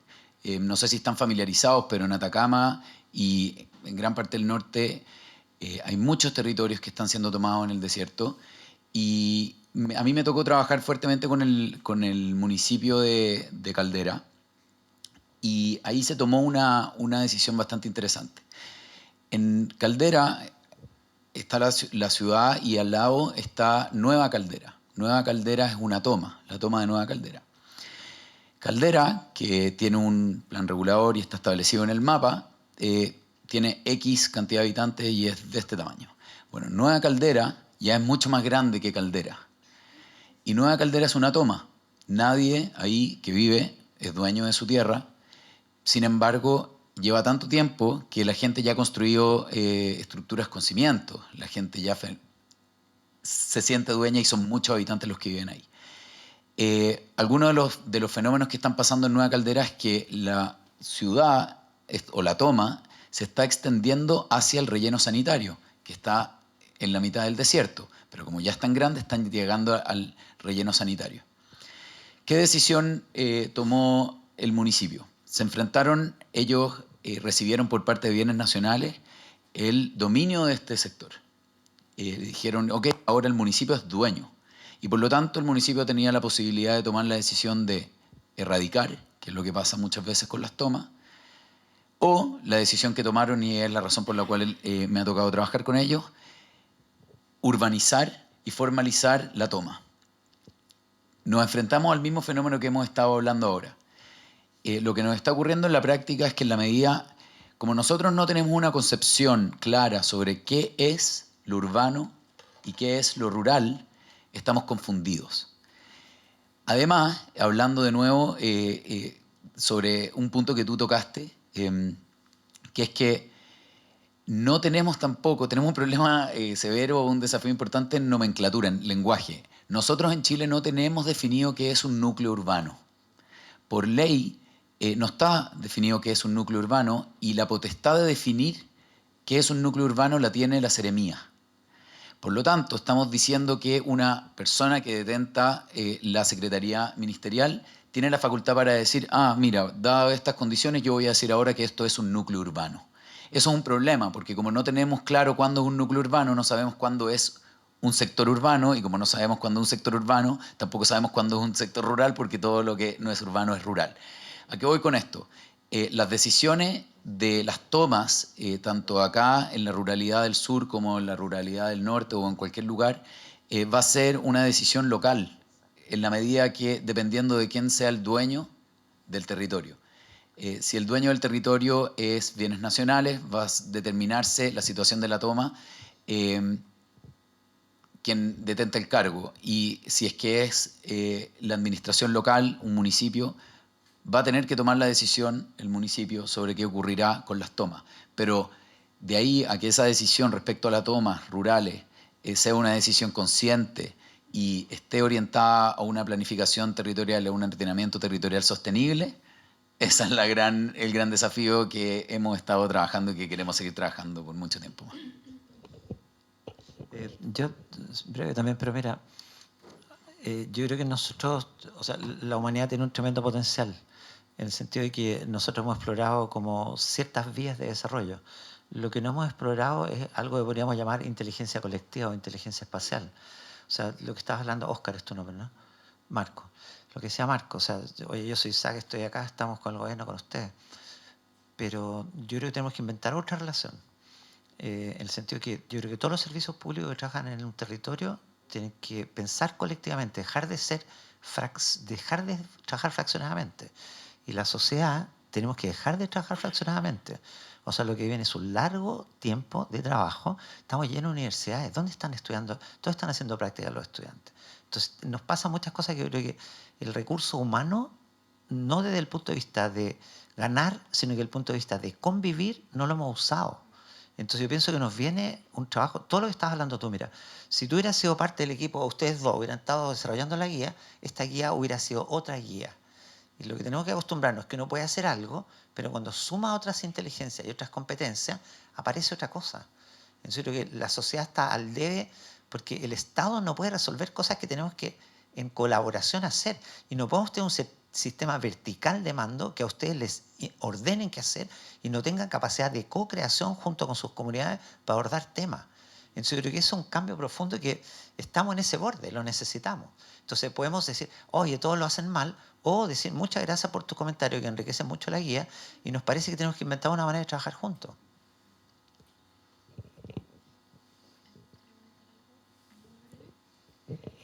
Yo quería comentarte al encargado de aseo y ornato y otras cosas de la municipalidad.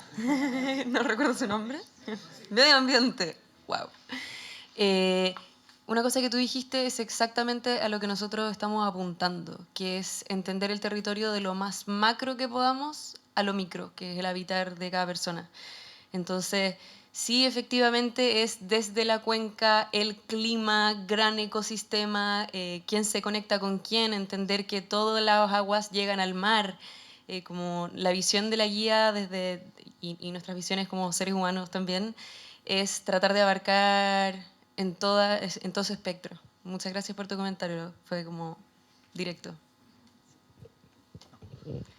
Bueno, yo creo que podemos seguir conversando. Tenemos un cóctelcito afuera y podemos seguir conversando. Los que quieran y puedan quedarse, bienvenidos.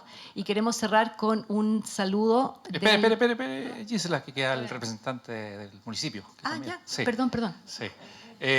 Bueno, en estos momentos también yo creo que dar nuevamente un aplauso a los expositores, a cada uno, ¿no es cierto?, por el trabajo que se ha realizado dentro del contexto de la red de organizaciones lacustres, a Gisela, a Rodrigo, a Juan, a Felipe, a Tania y Gabriel.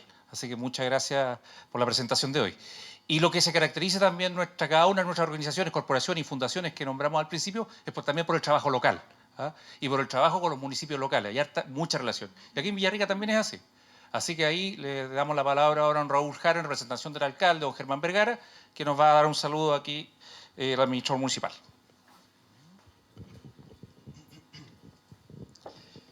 Muy buenas tardes. Bueno, en nombre de nuestro alcalde Germán Vergara, quiero felicitar, digamos, este encuentro, digamos, felicitar a las 14 organizaciones que elaboraron este manual de habitar sustentable de parcelaciones. También en especial a David, doña Joanet, que ha desarrollado un trabajo en este sentido muy importante y que nos representa, digamos, como comuna. La verdad es que este ha sido un tema que el alcalde lo ha tomado con mucha importancia, digamos, porque de hecho hace un par de meses atrás ya hubo un encuentro acá en Villarrica, donde también participó la Municipalidad de Pucón, el alcalde de Pucón, con las distintas organizaciones, como se hablaba acá, que en el caso del SAC, el caso del MIMBO, el caso de Bienes Nacionales, todas estas instituciones que de alguna u otra manera están relacionados con este tema. Y que también, ¿no es cierto?, hay que hacer ese trabajo colaborativo que planteaban, ¿no es cierto?, el representante de la mesa acá, porque claro, de repente se ve que hay una serie de legislaciones, pero que no están conversando entre ellas, y tampoco están conversando las instituciones. Por lo tanto, aquí hay un trabajo un muy importante trabajo que queda que hacer de aquí en adelante. La verdad es que este tema de las parcelaciones, para nosotros como comuna de Villarrica, y yo diría para las comunas de la zona lacustre, ha sido un tremendo tema, porque todo esto significa una presión para nosotros como municipalidad, en términos de, algo lo decía Francisco antes, en términos del retiro de basura, en términos de los caminos, en términos del agua potable, en términos de la conectividad. Y de hecho recién estábamos con el alcalde en Ñancún Norte, que uno pensaría que a lo mejor no hay mucha presión para ese sector, ¿no es cierto? Uno está pensando siempre para el lado de Pucón, hacia Licanray. Sin embargo, estábamos justamente viendo un proyecto de agua potable rural que inicialmente se está aprobando para 386 familias, pero nos encontramos ya con que ya hay en lista de espera 230 o 240 familias más. O sea, el crecimiento que estamos teniendo como comuna es exponencial, digamos. Yo diría que los últimos 3-4 años Villarrica ha tenido un impacto, digamos, con este tema de las parcelaciones y después de la pandemia, que ha sido realmente difícil de llevar adelante, digamos. Porque, como digo, acá teníamos hace poco también otro proyecto de agua potable rural, la presión que estamos teniendo en el sector de Yauyau, saliendo hacia Liganray también, teníamos alrededor de... Sin embargo, después vimos que eran como 1000 familias. Entonces, ¿cómo damos respuesta, digamos, adecuada a ese tipo de presiones, digamos, cuando el municipio tiene el mismo personal, los mismos recursos, y sin embargo nosotros tenemos que de alguna manera ir saliendo de esto, y eso se lo hemos planteado a las autoridades regionales, se lo hemos planteado, yo creo que este trabajo colaborativo entre el sector público y el sector privado es fundamental para salir adelante, digamos, y para poder definir políticas públicas que en definitiva, digamos, apunten a solucionar estos problemas. Y como último, yo quiero señalar que también nosotros hemos estado trabajando como municipio con las comunidades indígenas. Y uno pensaría que ellos no están preocupados del tema, pero sí tienen una preocupación muy grande respecto al tema. Y lo entienden muy bien, porque ellos ven que su cultura hay un choque de cultura con la gente que viene de otros sectores. Entonces se encuentran con eso y que no están siendo respetados, y eso lleva de repente a situaciones complicadas, digamos, que queremos que no pasen. Entonces también tenemos que acogerlos a ellos, integrarlos a este tipo de trabajo. Así que yo solamente felicitar, digamos, en nombre de la Municipalidad del alcalde Germán Vergara y que sigamos trabajando en conjunto de aquí en adelante. Muchas gracias.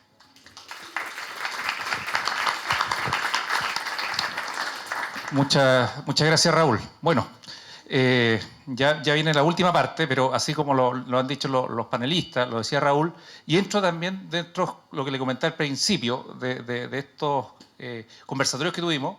La persona, el representante del Banco Interamericano de Desarrollo nos decía que este es un fenómeno que no solamente está ocurriendo en el sur de Chile, no solamente está ocurriendo en las tres regiones, lo decía Felipe, en el norte, pero también está ocurriendo en Estados Unidos, también está ocurriendo en Francia, también está ocurriendo en Australia, en distintos países donde la gente busca mejor, ¿no es cierto?, calidad de vida. Y estos sectores los ve como sectores de calidad de vida. Pero efectivamente, ¿no es cierto?, esto está normado, arreglado, bien marcado, digamos, como se ha ido exponiendo actualmente. Bueno, dentro de este camino también que se ha ido construyendo la guía, hemos estado en conversaciones, sí, con instituciones públicas. Hemos tenido, ¿no es cierto?, conversaciones con la Corporación Nacional Forestal, con el Ministerio del Medio Ambiente y también incorporando las cosas. Hemos tenido reuniones también con el Ministerio de Agricultura. Y también vienen otras reuniones a futuro.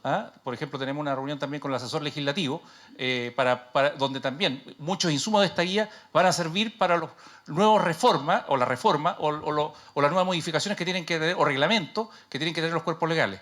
Y ahí esta guía particularmente es un documento, pero un documento que va a ser dinámico. Como decía, ¿no es cierto?, hay aspectos que tenemos que también profundizar más. Y a la medida que vayamos teniendo estos espacios, estas conversaciones, ¿no es cierto?, y se vayan dando otra dinámica y también propuestas, se va a ir viendo lo que es mejor para el territorio en forma conjunta. Hoy día se creó esta red, que esta red finalmente fueron personas particulares que fueron creando una organización. Y esta organización se sumó con otra organización y hoy día está generando una influencia, como les decía en las primeras láminas. Entonces, esto esperamos también de hacerlo de buena forma. Así que ahora lo dejamos con el video, ¿no es cierto?, del ministro de Agricultura como cierra esta actividad. Brevemente, no hemos dicho todavía dónde pueden descargar la guía. Ya está disponible para ser descargada desde el sitio de Sustentapucón, es sustentapucón.cl.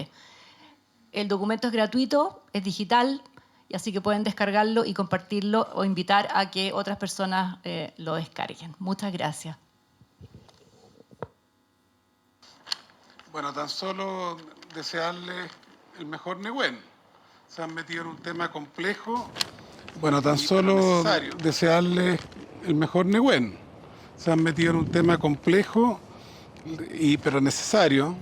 La red de organizaciones lacustres norpatagónicas, hemos conversado con algunos de ustedes, y están con el tema del habitar sostenible, y felicitar a la Católica con su campo en Villarrica de acoger este debate. En lo nuestro, desde Agricultura, tenemos que defender el terreno, el territorio para los silvados agropecuarios. Pero en paralelo, al interior del COMICIVIT, la Comisión Interministerial de Vivienda y Territorio, se va a trabajar un proyecto que abra las posibilidades de suburbanización del territorio agrícola, o buscarlo también con buenas prácticas a los municipios, que no solo realicen la planificación de la zona urbana, también del borde de ríos y de lagos, que permitan flexibilidad, en que exista conservación, agrupamiento, pero seriedad también en las urbanizaciones mínimas, en cómo manejan el agua, la basura, los cierres perimetrales, aunque sean básicos, para evitar la plaga que está afectando a la agricultura familiar campesina de perros silvestrados, entre otras materias muy complejas. Se puede vivir en extra ciudades, pero como ustedes lo advierten en vuestro nombre, de manera sustentable y seria. Mándenos sus conclusiones y las compartiremos también, y propongo que las manden también al ministro Monte y a los equipos del Ministerio de Vivienda y Urbanismo. Felicitaciones. Seguiremos trabajando. Ahora no más queda un hasta luego con todos ustedes. Vamos a quedar conectados y los invitamos al cóctel, al vino de honor que tenemos ahora. Así que ahí podemos seguir conversando. Muchas gracias a todos y muchas gracias también a la Universidad Católica, a Gonzalo una vez más por habernos albergado acá. Muchas gracias.